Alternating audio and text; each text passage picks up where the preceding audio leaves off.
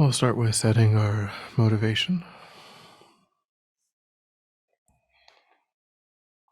So just as we've been doing, generate those minds of confidence in the Buddhist path,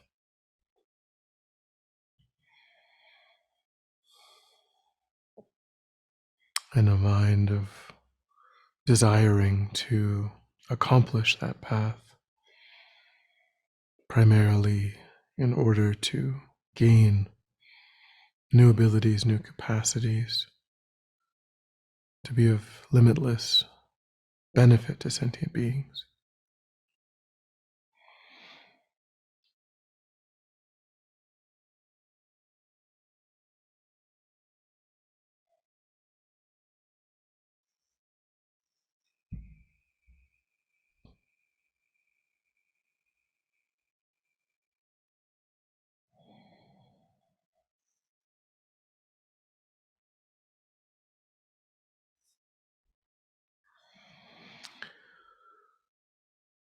All right, so with that motivation, turn back to the material. And we were just saying how we made it all the way through the second section quite quickly, the section on perfect human rebirth. So, if there are any questions about that remain, or any interest in revisiting or looking at that before we move on, then we can do that. But the next section is on death and impermanence. So that's what we will begin today when we tie up anything related to perfect human rebirth.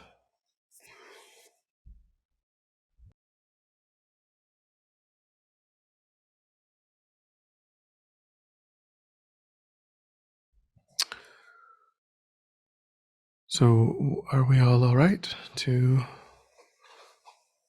move on? Okay, so I think I'm kind of maybe told this anecdote previously, but when I was studying the middle length Lamrim and we did this transition, the teacher was like, okay, so we just talked about, because it doesn't matter how with that class lasted almost 5 years, so that was very slow. But generally most whenever you look at the Lamrim in a course, it's less than 1 year typically.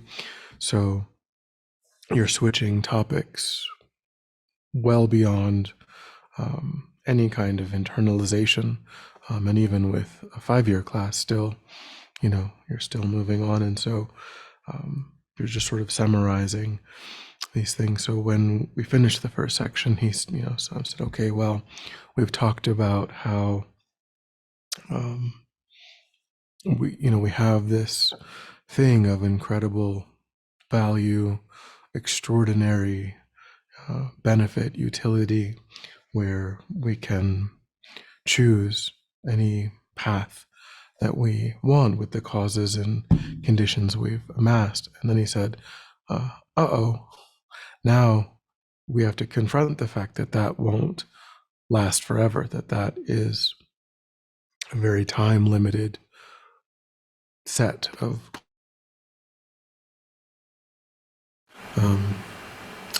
see, now it's, I can get a few more minutes if I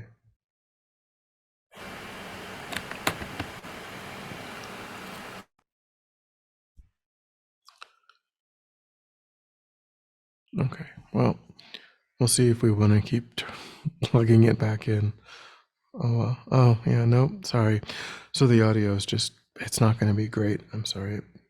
Don't know if it's the cable or I don't know what's going on. Yeah, it's going to go back and forth, and we may lose it. I don't know. I think the cable's gone bad. Okay.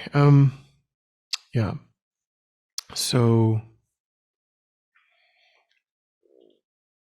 Yeah, so that's what we have to confront with this topic. There's technically two aspects to this topic. There's death and impermanence. That's the title of in the Lamrim, and they represent different realizations.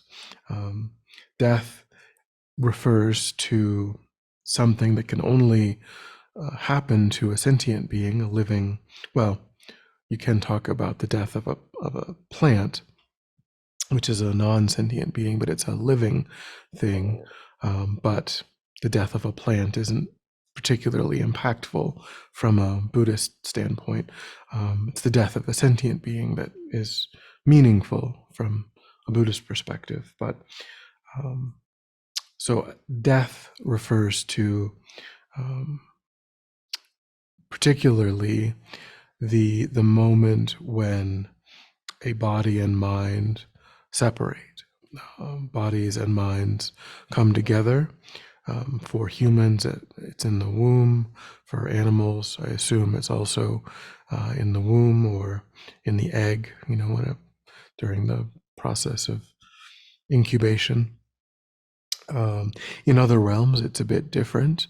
Bodies and minds come together in the hell realm, the hungry ghost realm, the upper realms.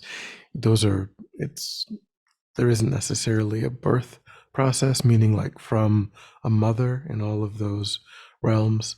The causes and conditions can just sort of come together, and then a lifetime just sort of pops into existence in some or maybe all of those realms. They call that miraculous birth in English, but it just means that there's no biological process that gives rise to the body in that birth, in that lifetime. And then that association of body and mind continue for a life, whatever the length of that lifetime is, and then the causes and conditions for that association cease. Again, with humans and animals, it is usually an injury to the body or the lack of functioning of the body due to even old age or illness. In the other realms, again, it can be a more kind of karmically driven process where, of course, it's karmically driven in all cases, but it may just be that those causes and conditions fall away more suddenly rather than there needing to be like a change in the body that causes the body to no longer host consciousness. That's kind of the way that it happens in humans and animals, is that the body serves as a biological host for consciousness, and then that will continue as long as the body can sustain that connection. And then through illness or old age or physical injury, the biological basis of that association ceases, and then the mind has no choice but to exit that particular host. In the other realms, it's the causes and conditions, they fall apart in a different kind of process. But in all of those, in all ordinary forms, that's the general process. The body and mind associates, that association continues, and then that lifetime will come to an end when body and mind separate. Which again is why death isn't, in the Buddhist perspective, we don't really, Buddhists aren't going to deny that plants undergo what we would call death. We don't have like a different word for it, but generally death refers to the separation of body and mind in an irrevocable way. And plants don't host consciousness, so plants don't die in that same way. So And day 87, the first contemplation, is that, when we've talked about how death occurs for humans and animals when there's some cause, some illness or old age or injury. But really, because the quote, "From the moment we're born, we've been destined for death," is the quote for day 87. And really what Buddhists would say is that the cause of death is birth. The cause of death is the coming together in the womb of body and mind, and then the fact that that process culminates in, because birth is also in terms of the 12 links, that doesn't necessarily refer to physical, like the moment of entry into the outside world, but but that moment of coming, of the first moment of the coming together of body and mind, sets in motion the karmic causes that will end at some point. And so when we say, "Oh, that person died of cancer, that person died of a heart attack, or they simply died of being 105, and their organs just could no longer maintain their body." So we talk about death like that, but in Buddhism they would talk about that it's just simply one continuous, unending process that begins at the moment of body and mind associating and ends really when the karmic causes of that association have ceased. Venerable Rabina talks about how the tank of morality, karma. Every day that we wake up, we infer that tank hasn't run dry yet, because we still have the momentum to remain in this particular lifetime. So yes, there will be a cancer or a heart attack or old age or car accident or something as the proximal cause of that disassociation of our body and mind, but that event itself is karmically driven and isn't occurring for us right now and hasn't occurred previously in this life for us, because the force of the positive karma that's sustaining that association is strong enough to not allow the arising of that particular karmic seed. That karmic seed will arise when it becomes strong enough, when it overtakes what is maintaining our lives. But hard to say that there's much we can necessarily do about that. I mean, of course, ultimately, nothing we can do about it. In terms of actually pushing that off, hard to say, because karma generally ripens in future lifetimes. So it's not easy to create a karmic cause that's powerful enough to ripen within a given lifetime. There are Vajrayana practices that are said to extend life. So if we become perhaps a really advanced tantric practitioner, then perhaps we can extend life through those practices. But generally, the karmic causes that we create within this life will remain dormant in the mind, and they'll ripen, in a future lifetime. So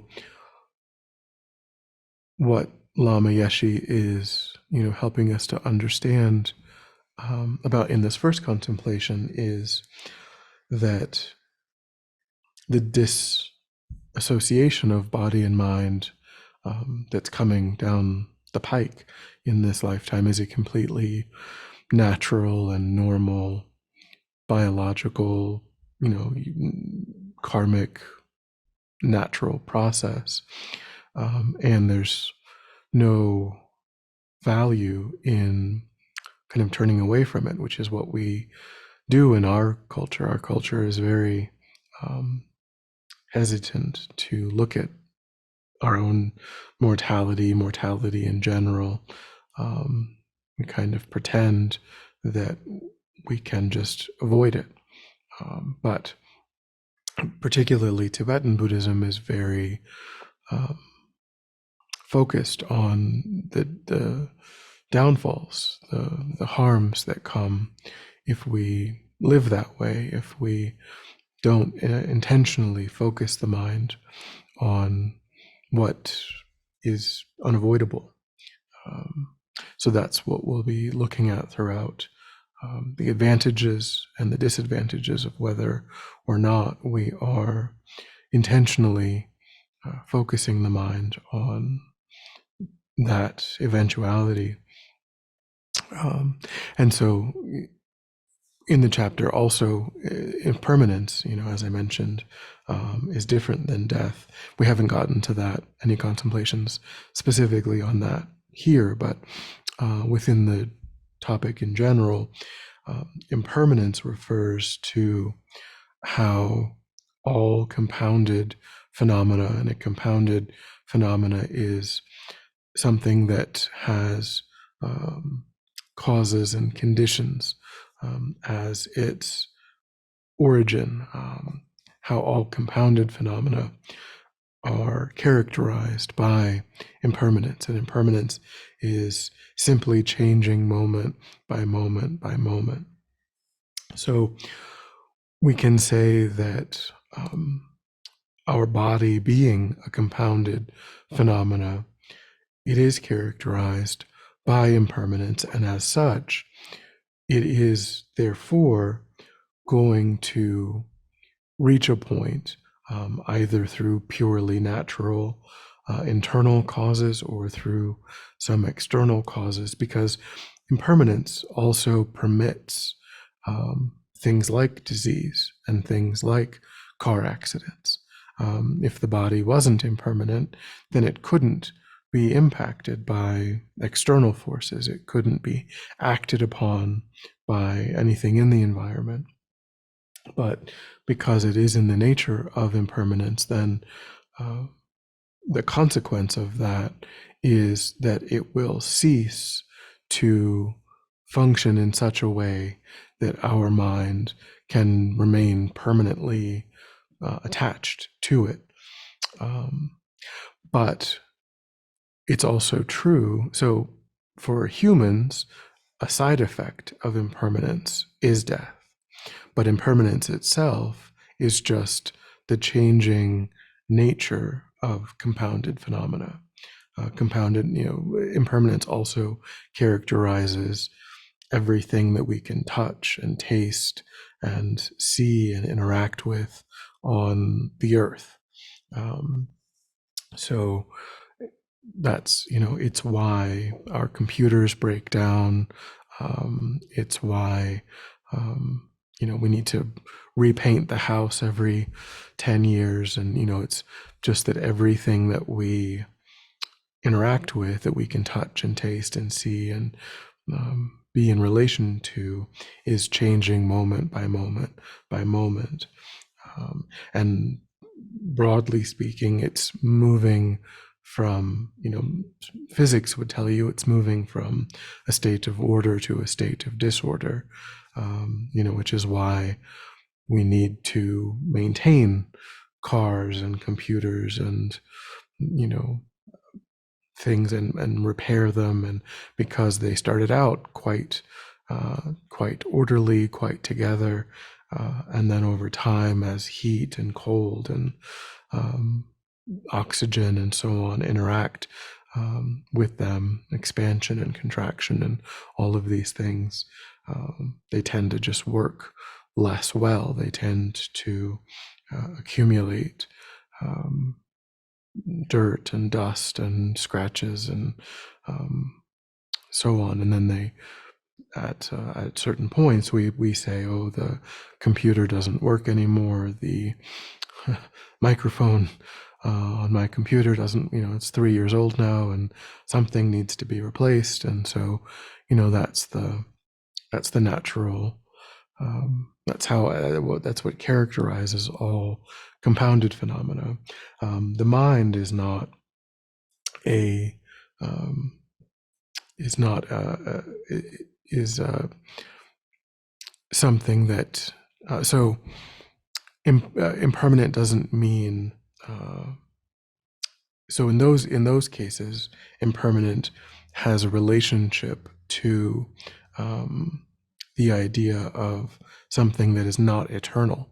The way that we use it in terms of most everyday things, we use it in a way that infers or implies that the body, that the computer, and so on, will cease at a particular time to function as it normally does, and then we throw it away, we recycle it, we burn it, what have you. The mind is changing moment by moment. The mind is impermanent, but the mind is also eternal. So some things can be impermanent and not eternal. Other things can be impermanent and eternal. And then there's some things that don't have causes and conditions that are not compounded phenomena. There aren't very many things like that, but they say that the concept of space is not a compounded phenomena. So intermediate space, the space between two objects, is a compounded phenomena. But the concept of space, which is the mere lack of obstructive contact, that is not a compounded phenomena. So, but generally, on a practical level, the things that we interact with and see and taste and touch, and those are all compounded phenomena.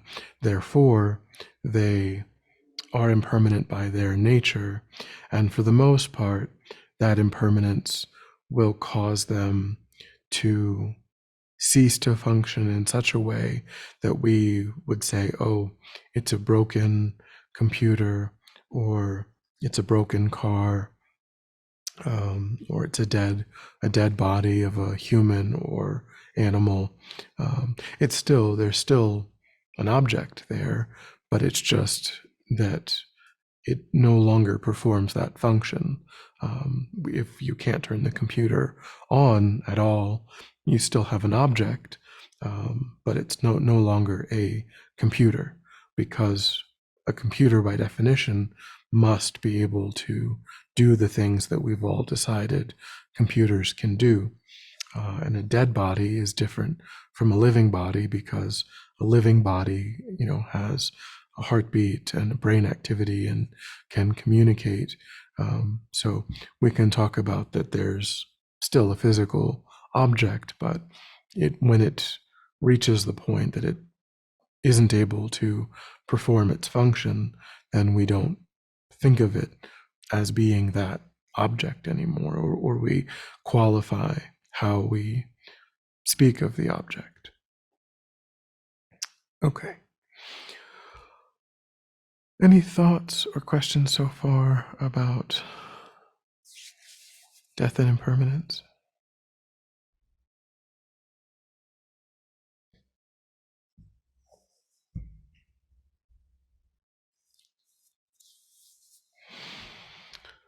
No? Okay, so on day 88, Lama Zopa is giving us the first advantage of bringing to mind death and impermanence, particularly, in the quote, particularly death, but there's advantages, sort of different advantages, because the recollection of impermanence cuts us off from grasping at generally objects of attachment or aversion, thinking of them as kind of this unchanging. So it's a strategy for reducing the operation of attachment or aversion in the mind. But so he says, without an understanding of impermanence and death, we can work for neither our own true happiness nor that of others. Not only can we not begin to practice Dharma, it's even very difficult to control our desire and anger. So again, that's the reference to objects of aversion, objects of attachment, because if we get one of the reasons that we get so caught up in objects of attachment and objects of desire is because they seem stable, they seem unchanging. Whereas if we get, really good in theory, I don't know if I don't think I've proved this theory yet, but, with food and so on, we think that it's unchanging and stable, and but from the Buddhist perspective, even when you reach out your hand to bring it to the mouth, in that time it's changed. It's on an imperceptible level, and I think that's the problem, because our taste buds haven't detected any change, and that's what we're kind of reacting to. But from a meditative realization standpoint, we can think about how all of those obvious changes, because it's true, if you leave the strawberries on the counter for, a week, they're no longer appetizing. They've begun to mold, and so that's their nature. Their nature is to become that. And we delay that by making them cold, but that's the nature of the object, and it can only, and even when you make them cold, you still only have a certain amount of time. It's just longer before that nature becomes manifest, and that manifest change is empowered by that subtle change, that 10 seconds that it takes to reach out and grab it and consume it. It's changing over the course of those 10 seconds, because without all of those seconds combined, you wouldn't be able to observe that discernible mold that takes place in the course of a week. So in theory, if we really think a lot about that, then we can get a sense that that these objects of attachment, that they are fleeting, and we can also think about that, the moment of enjoyment, and how that in and of itself is comprised of these changeable moments. So also our experiences of objects are characterized by impermanence, because all of the parts that are in play are impermanent.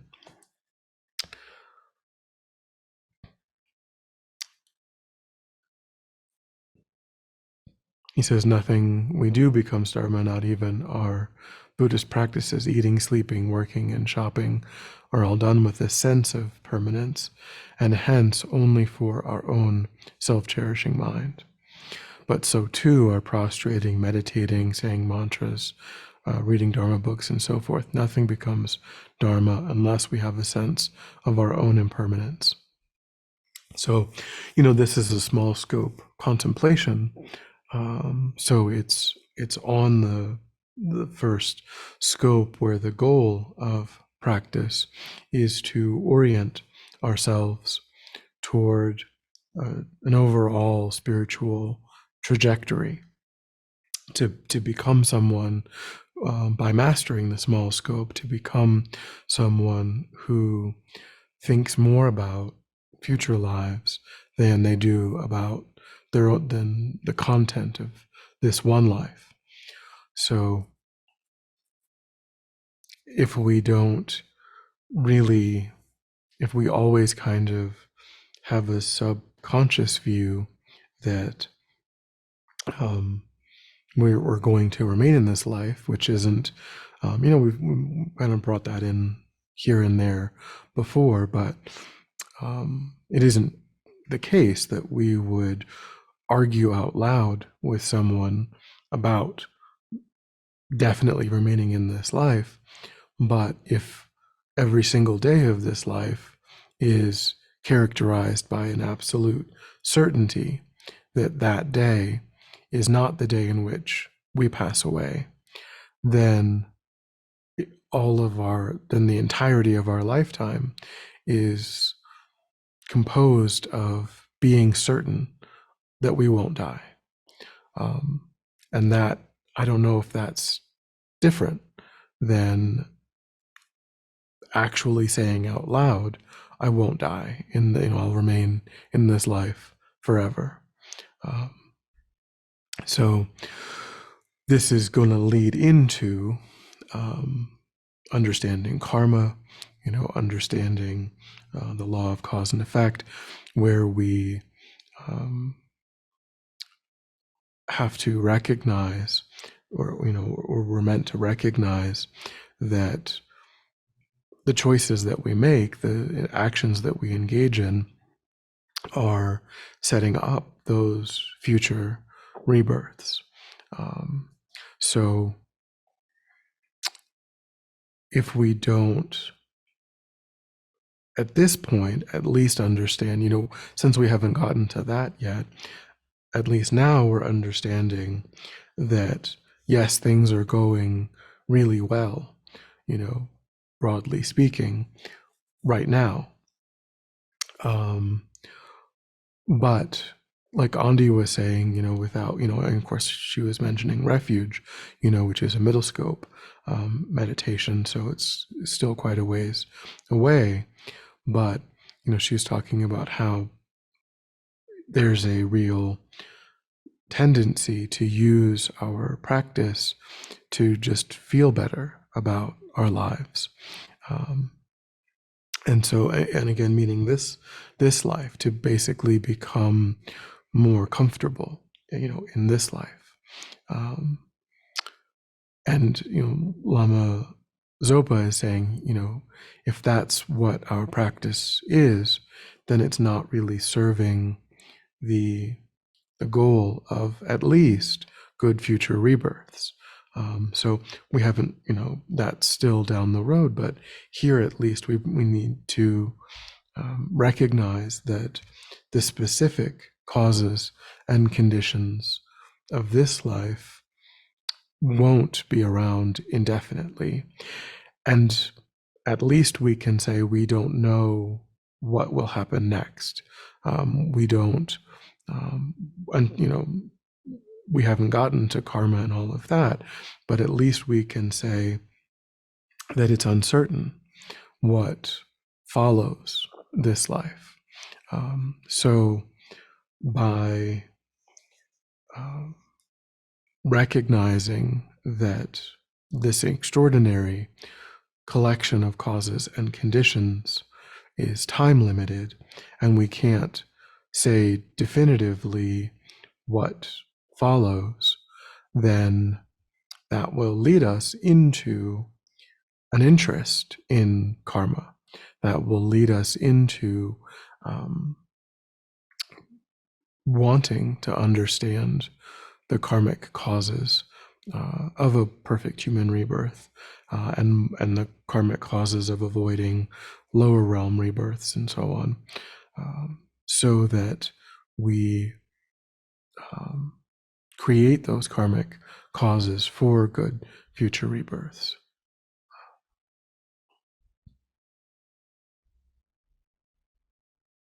He says, to have the strength of mind that breaks the habitual clinging to sense objects needs much more than aspiration. We need to really feel from the depths of our heart that we could die at any time. We need a healthy or wisdom fear of death. Then whatever we do will be beneficial because it will be preparing us for a better future life rather than trapping us in this one. So,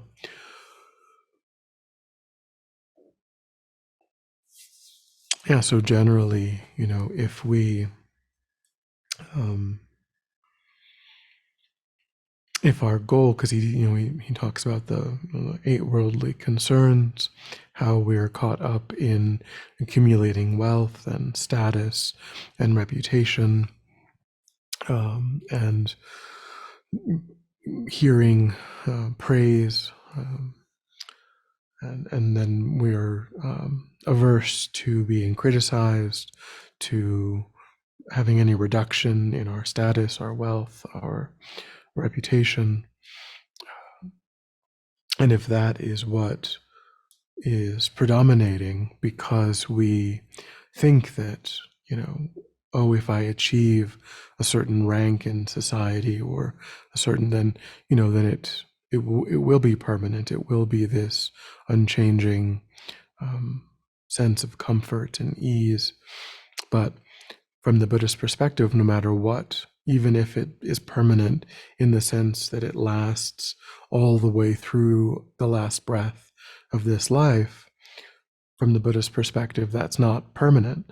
That is still quite time limited, and the death of this life will arrive, and then some other set of causes and conditions will take over.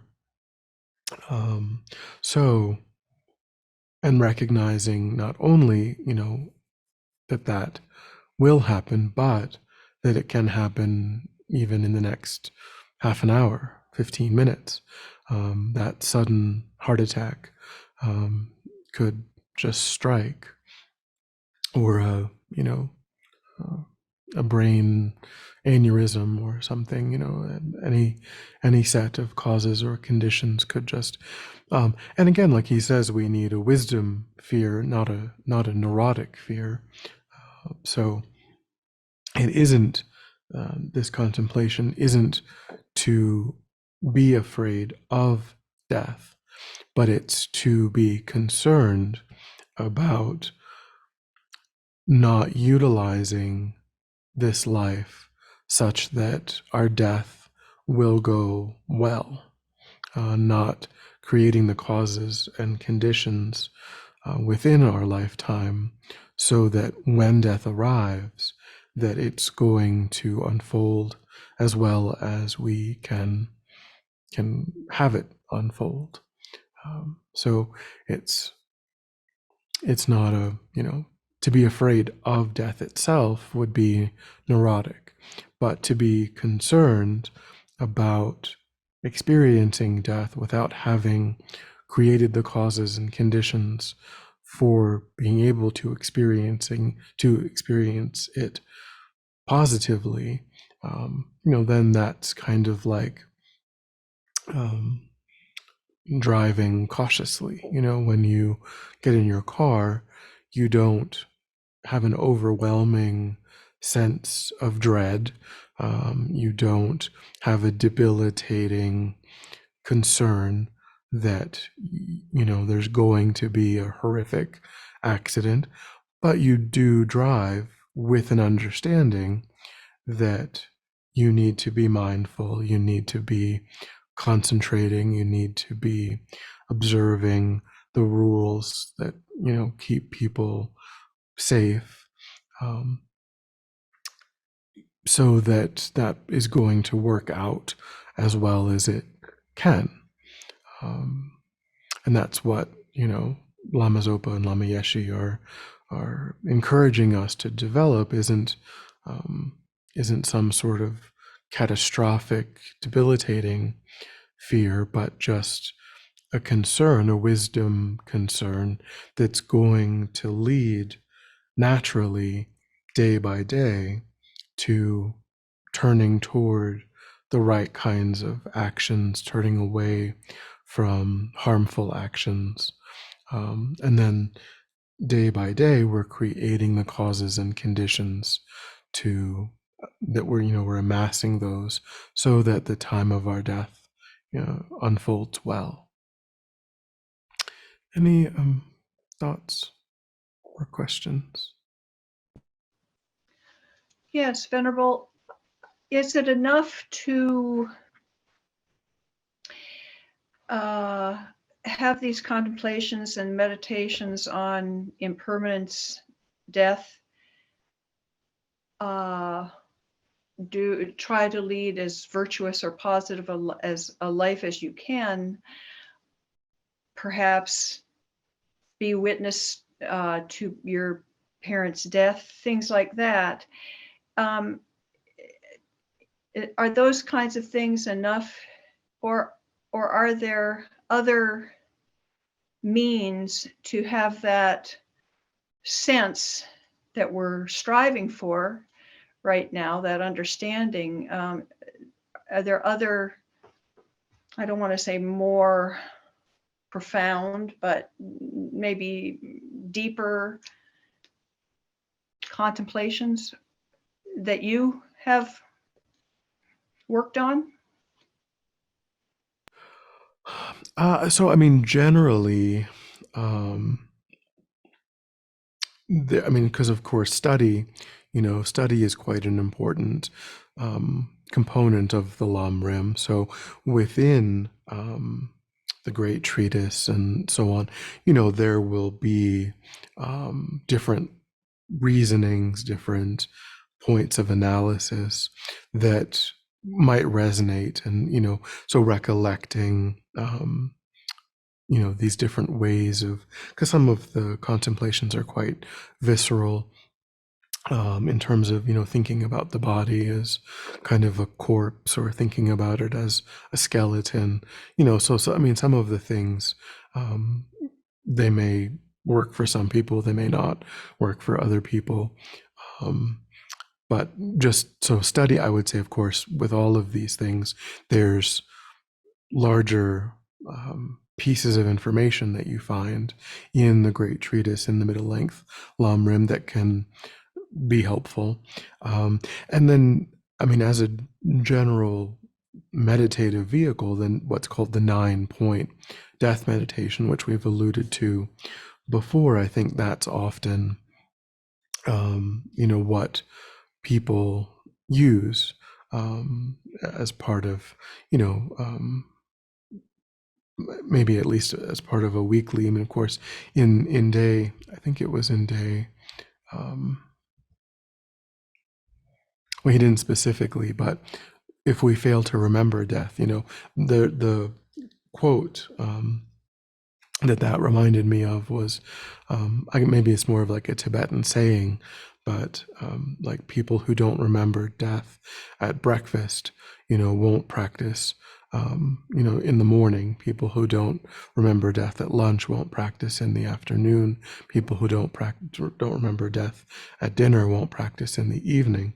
So in that sense, and maybe that's more of a just colloquial kind of saying, but the idea is that we're so unfamiliar with trying to deeply integrate this wisdom that it's beneficial to find opportunities every day, and really throughout the day, to counteract that mistaken view of permanence that we're stuck with, that we're, kind of trying to argue against. Because it's so that what they're pointing out is that it's so ingrained that if we're not constantly arguing against it, then that habit will take us away from our practice. But I don't know many people that are doing like the full 9-round death meditation 3 times a day. I mean, that's a lot too. But it's also true that the more familiar we become, then the quicker we can kind of move back into that recollection. We can just kind of recite, what's kind of the purpose of the foundation of all good qualities is just, it's not really to provide information in the stanzas, not a lot of information in the stanzas, but to trigger what we have studied about that stanza, about that topic. So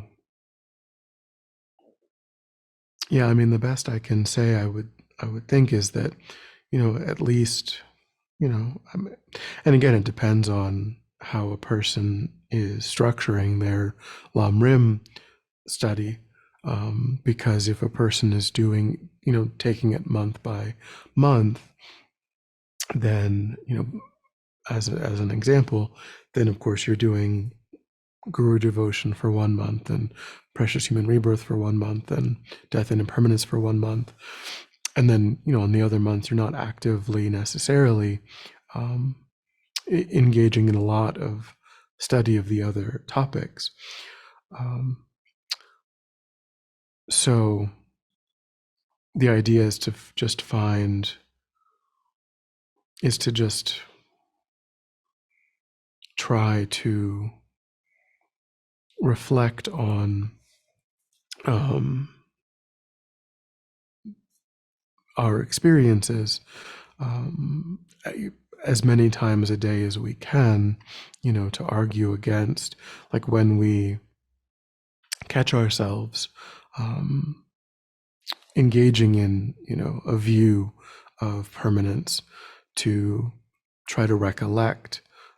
So again, that's because, introspective awareness is really the key to all of the Lamrim, because we're always meant to be applying what we are studying, what we're meditating on in our day-to-day experiences, and that requires, noticing that anger is arising, noticing that jealousy is arising, and here noticing that the view of permanence is arising. So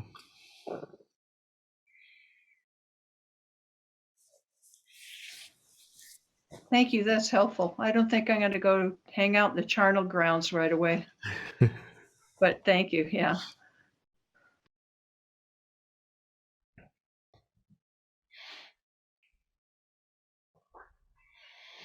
no, but cemeteries are a helpful thing too. I lived across the street from a cemetery for about 10 years, and I found that very helpful because you just literally had to go past it every day. I never actually, I didn't work up the courage to, and it was really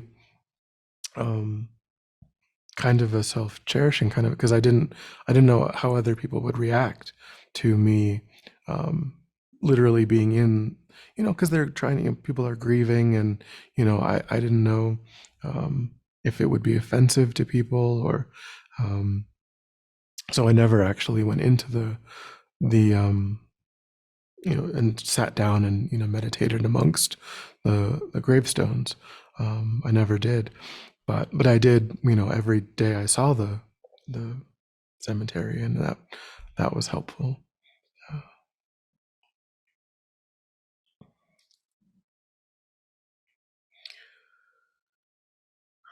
Okay. Any other?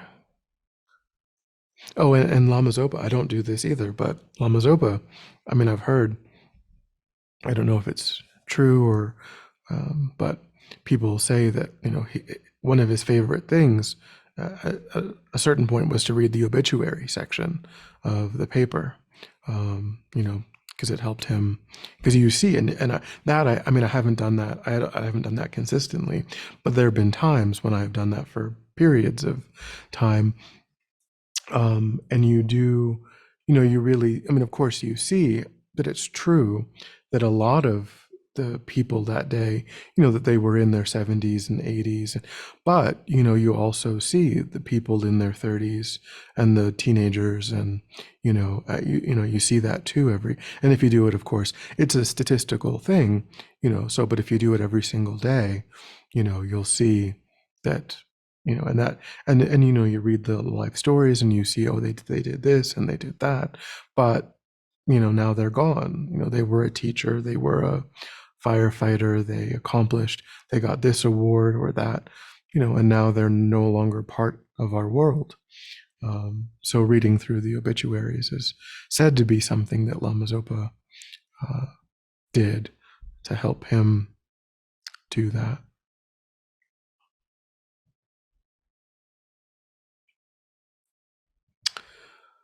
Any other questions?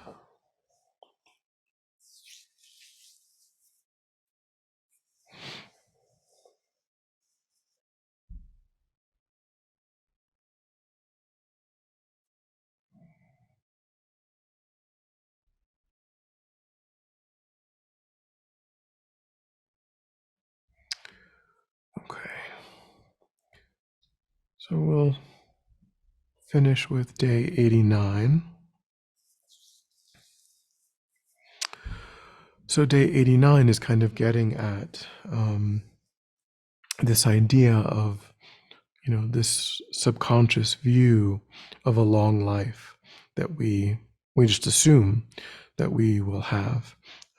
This idea that death, yes, we acknowledge, if someone asks, we acknowledge that this life will come to an end, but we have this view that it's always somewhere down the road, it's always in the future. And so, he says that if that's the view that we hold, that we grasp onto, then there's always going to be some mundane project that always feels very important, that always feels like something that we need to give our time to, and that we'll be distracted, even if there's not the allure of this movie coming out, or this activity is always going to be more immediate. That this, the pleasure of this hour, the pleasure of this day, is always going to be forefront in the mind. Whereas the Buddhist view is cultivating this very long-term perspective and thinking that, it's true, I may have some more decades in this life, but I may only have a few more minutes in this life. And so if I'm lucky enough to have more than a few minutes, I need to be thinking about the fact that what comes after this life is eternity. This day is just 24 hours. This, experience is only going to last for 2 hours, 4 hours. But everything that comes after the moment of death in this life, everything that comes after that is an eternity. And it's because the mind is going to experience eternity. It's either going to experience eternity as an ordinary mind, or it's going to experience eternity as an enlightened mind. But the mind has no choice but to be experiencing a beginningless and endless continuity of moments. So when we grasp at this view of death always being in the future, death always being something that's going to happen after a very, very long period of time, then these intrusions, these distractions will be just on a moment to moment, hour to hour, day by day basis. We don't have the stability of that kind of long-term view of orienting in that direction. And so we're subject to this kind of the strong pull of this experience, that experience. And then we don't make time for our practice. We don't integrate our practice within every single day. And then we amass a collection of days over the course of however much time there is left.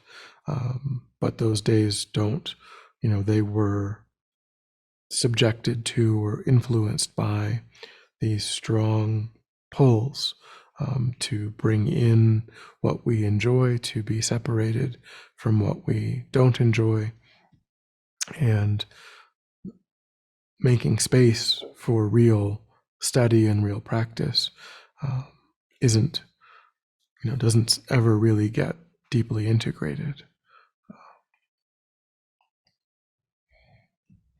He says, when we find that we have no time to practice, we should not blame our boss, our partner, our kids, or our dog. It is purely the fault of not remembering impermanence and death. So, we're finding, he's pointing out that we're finding time to, make our boss happy by completing these projects, or, we're finding time to improve our living conditions and so on. But we're not finding time because we're not making it a priority. We're not recognizing that if we don't integrate it, that there will be these causes, these results that will flow from that. And if we begin to use this wisdom, then we'll be like, okay, this eternity of experience that's coming at the moment of my death, is there. And I only have between now and then to create, the causes and conditions that are going to put me in that, the direction that I want to go in. And so, I really have to take the essence, to extract the essence, to extract the real meaning of my life, so that I am prepared, so that when that time comes, then I will have done all of the work.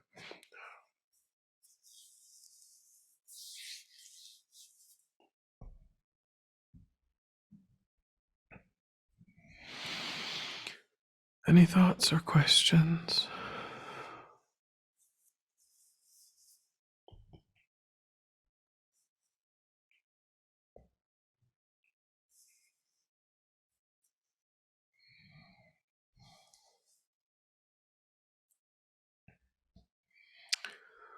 We'll leave it there for today. If not,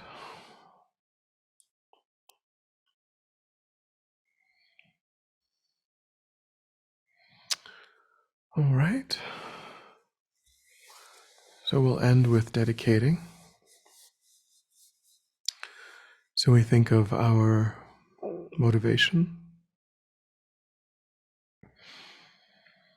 and we think that we've actualized that motivation by listening and contemplating,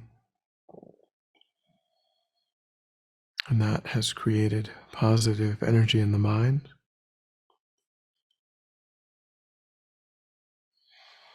And we have a sense of offering that energy for the benefit of countless sentient beings, visualizing strongly that it ripens in all of the temporary and ultimate ways that sentient beings need.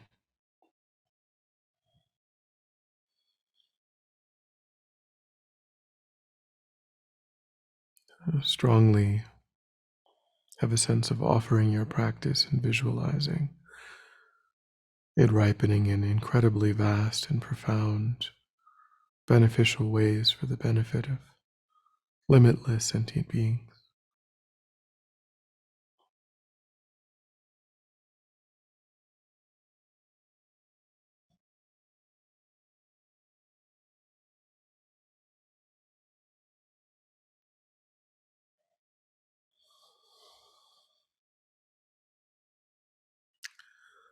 All right.